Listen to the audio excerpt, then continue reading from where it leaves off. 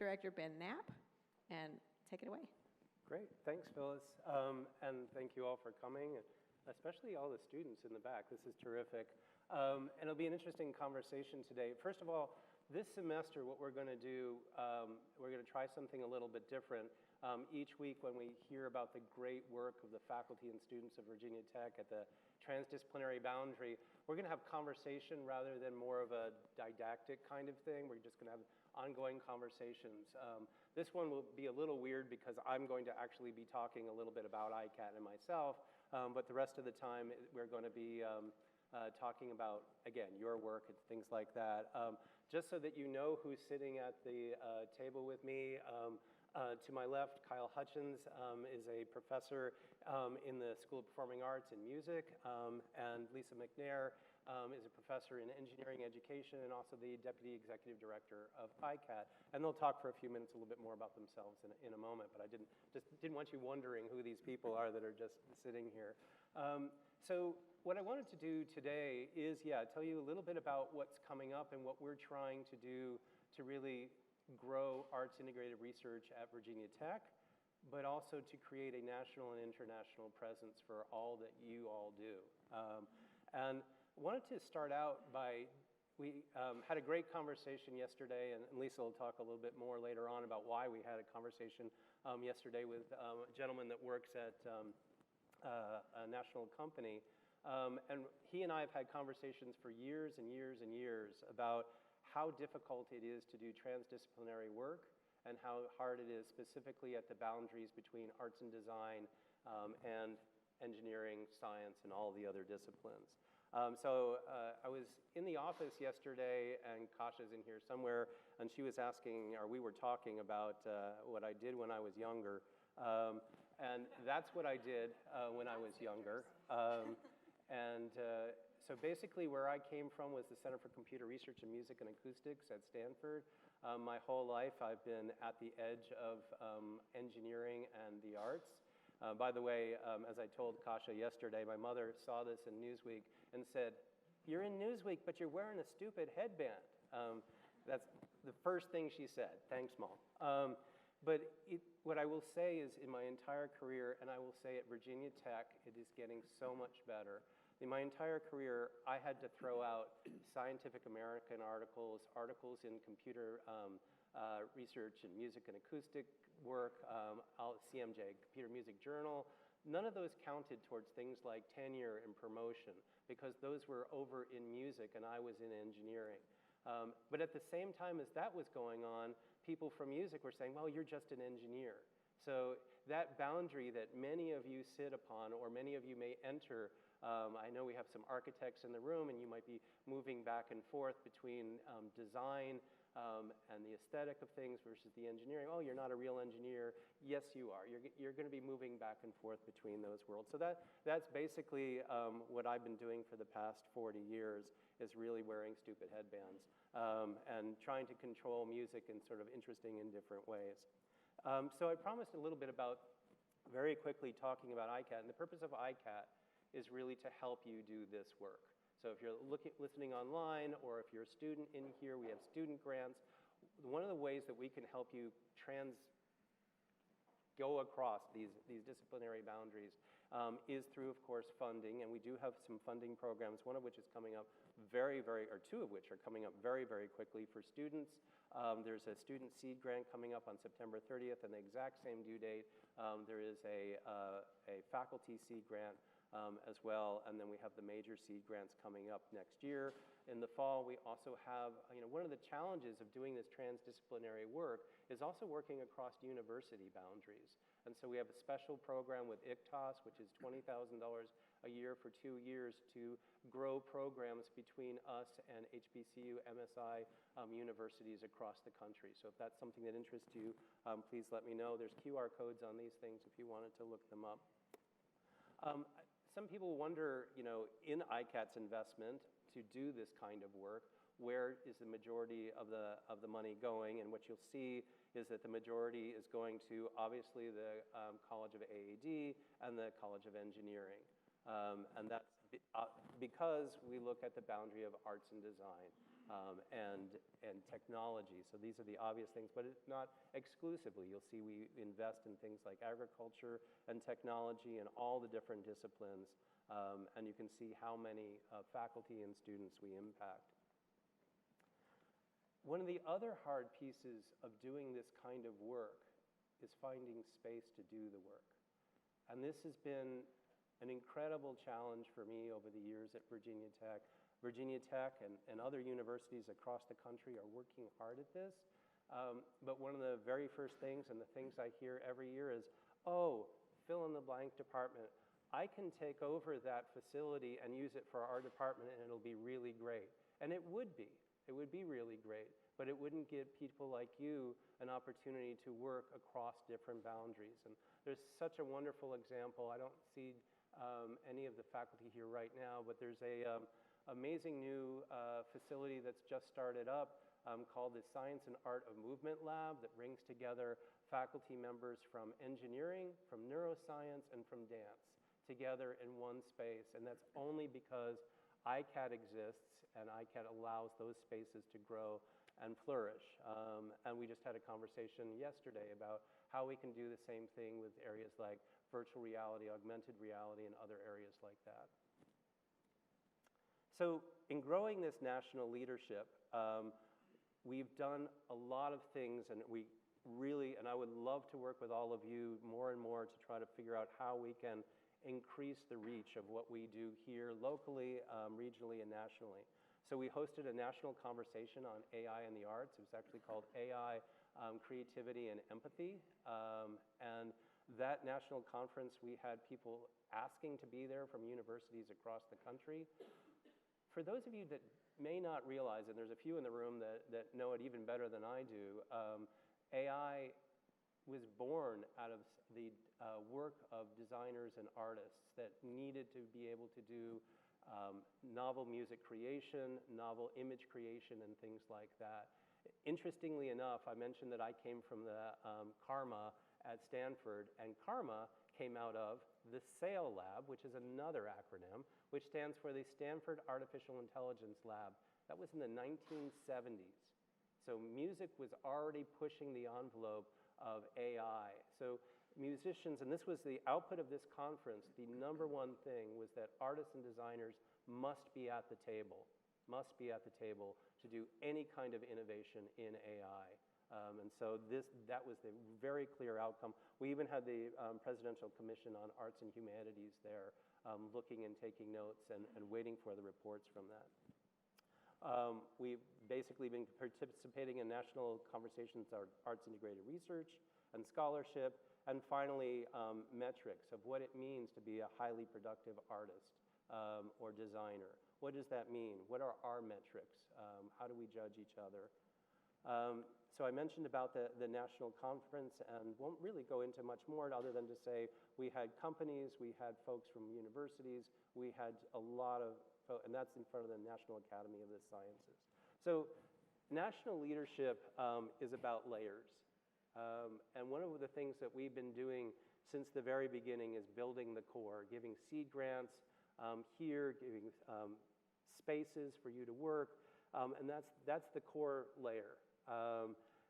The next layer out is our region, and we've been collaborating extensively with the Taubman Museum of the Art. For the students in the room, I don't know if you know this, but you can get into the Taubman for free anytime you want because you're a Virginia Tech student. We have an exhibit, as Phyllis mentioned, there right now, and we will have ongoing exhibits coming over the next several years. So if there are faculty in the room and online that are interested in being part of that layer, and that also includes the Science Museum of Western Virginia, which Phyllis is the liaison for. We have exhibits there. Any of you that are working on career awards, Phyllis works very integrally with you to get the exhibitions to engage the public.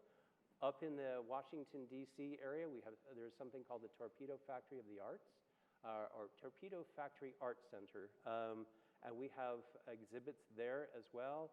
The last two exhibits engaged 30,000 people. So what we do at ICAT and what all of you do engages more people than in the history of Virginia Tech in terms of engaging academics and students. It's obviously not quite as big as going to a football game, but it's pretty darn big. And the last piece here is we're actually doing workshops inside Amazon's headquarters to really engage, and there's an amazing person there that spoke to Amazon leadership about the importance of creativity and innovation inside Amazon.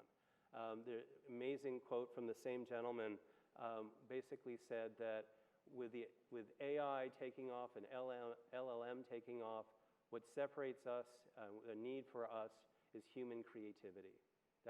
Human creativity is that which differentiates and makes us the partner with AI. So I really like that, and I know that Amazon is very interested in that. Our first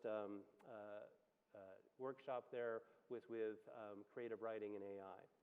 So I'd like to move on for a moment and talk about an initiative that we specifically have created, and when we say we, I mean he, specifically created to expand the reach of what we're doing across the nation and across the world. So Kyle, I was wondering if you could talk a little bit more about ArtX. What is it? Absolutely. So ArtX stands for Art, Research, and Technology Exchange. Many of you are probably familiar with the great facility that we have across the street at the Moss Art Center, the Cube. And while it is a breathtaking interdisciplinary research space, it is also pretty unique in that there are not many other universities, especially around the Commonwealth, where you can present work in that kind of a space. And so in addition to ArtX, I also run the New Music and Technology Festival, which is about the research that our visiting artists, our faculty, and our students make for that room. The only problem is it's quite difficult to do things with that work afterwards because there are so few spaces. So what this initiative is about is taking the work that we make here at Virginia Tech as a community and finding national and international partners that we can facilitate exchanges with so that we can present this work and it can have a life after its premiere. Okay, tell me a little bit more about McGill University. A lot of people may not have heard of it.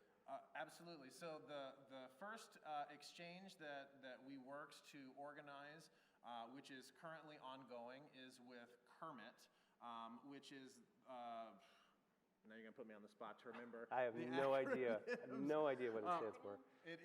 It is an acronym. But this is a interdisciplinary research collective based in Montreal that is part of multiple universities, including McGill University. McGill houses a space that's a peer institution to the Cube called the MMR, which is the Multimedia Room, which is a 60-channel spatial audio space as well. It's state-of-the-art. And so last spring at the New Music and Technology Festival, we hosted a delegation from Montreal who came and presented their work on a concert on our festival. And later next month, at the end of September, we will send a delegation of faculty from Virginia Tech to Montreal to present our work in their room.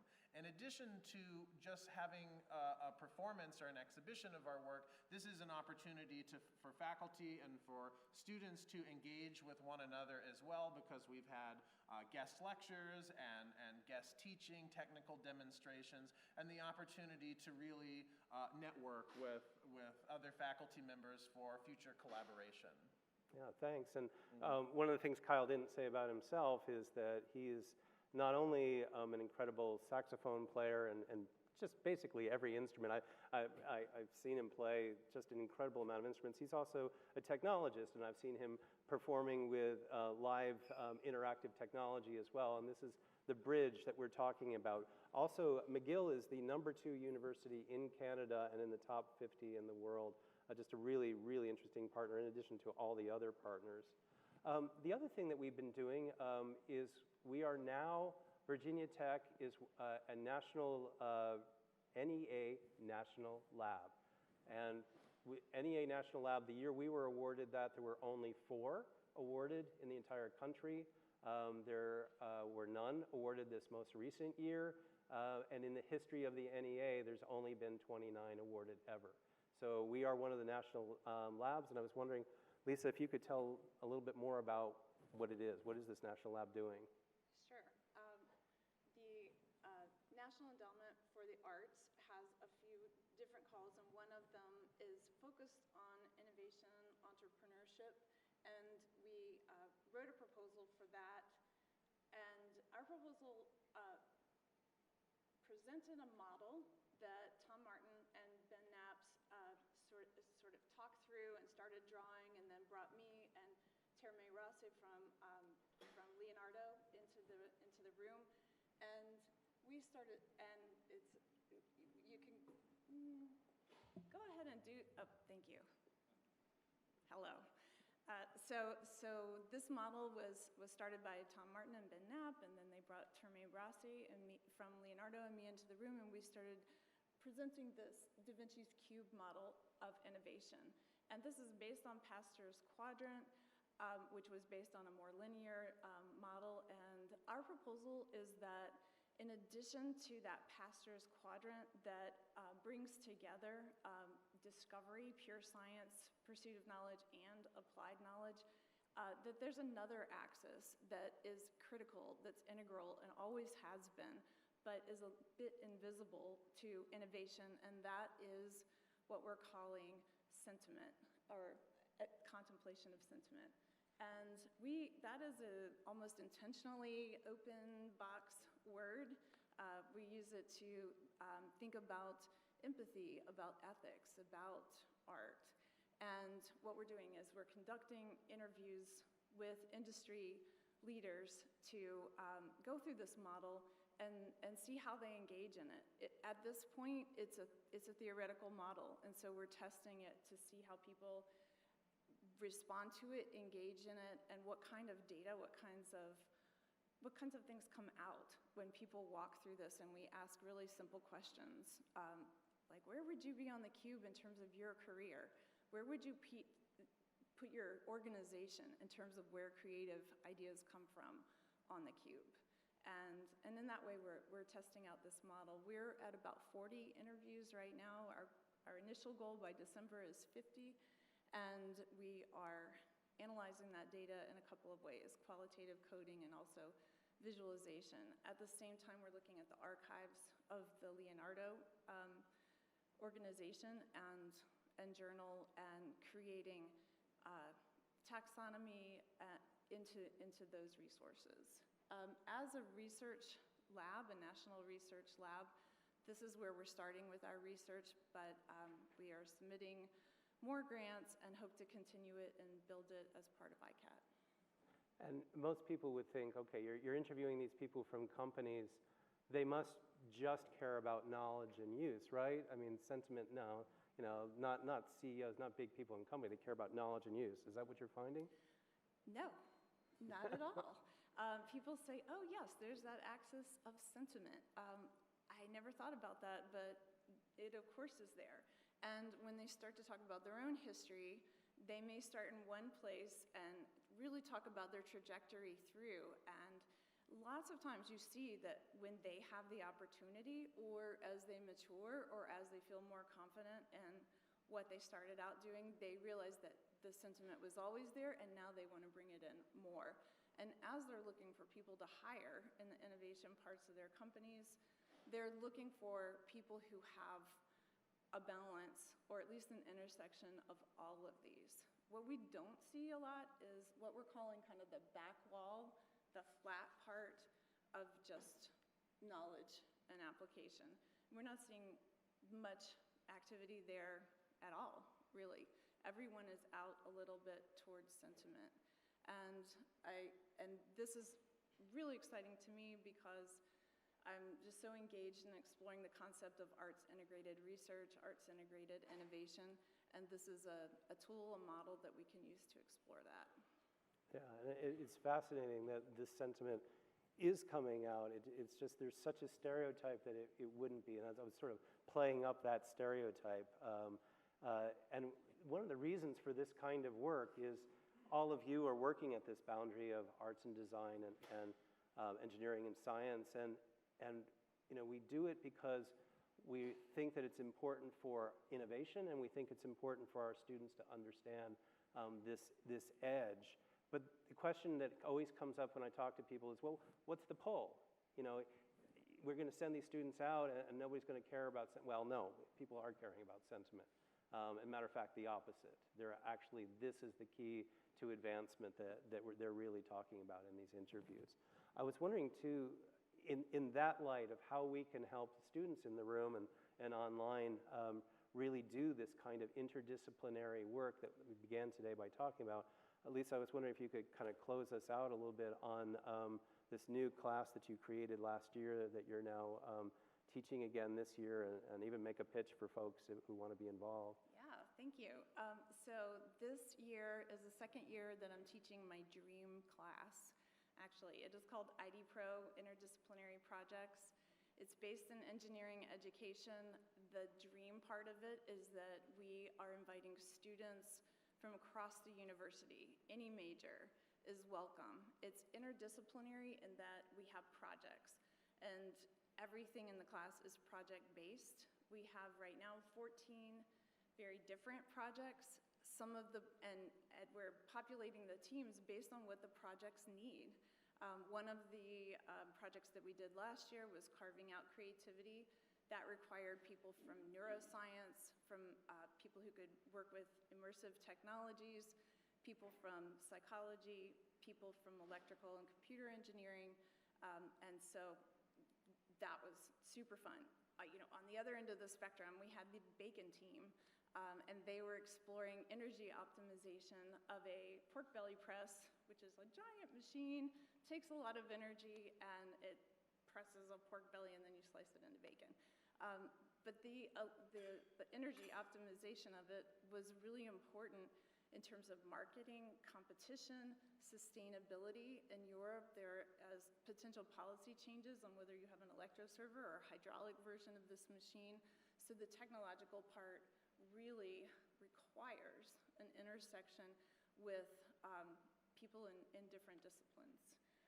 We are still accepting students. I think there's an architecture class here. We would love to have students from the humanities, from the arts, from architecture, sociology, policy. We have public health students and lots of engineers.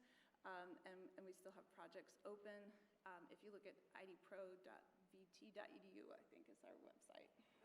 And one of the neat things about the Carving Out Creativity project is they had 20 sculptors, from people that sculpt, from Newport, Virginia, from the area there, actually sculpting and actually working collaboratively and seeing how their brain waves work collaboratively. What does it mean to work in collaboration, or at least at the same time, coincident with them? So with that, I'm going to really end things and open it up for questions. As I said, this a little bit of an unusual beginning to this semester in that we sort of had me talking, but from now on, it'll be just folks doing incredibly amazing multidisciplinary research across Virginia Tech. We'll have some special guest stars coming in, and we'll be asking people how to compare their projects to a donut, and picking which donut best describes their project. So stay tuned for that next week, and I'll turn it over to Phyllis to see if you guys have any questions. What questions do we have? First off, thank you for sharing all about where we're headed. So first, round of applause. Thanks for being here.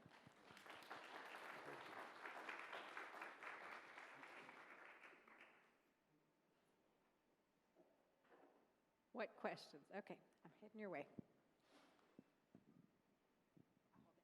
Oh, thanks. Mostly for Kyle. Sorry, that was loud.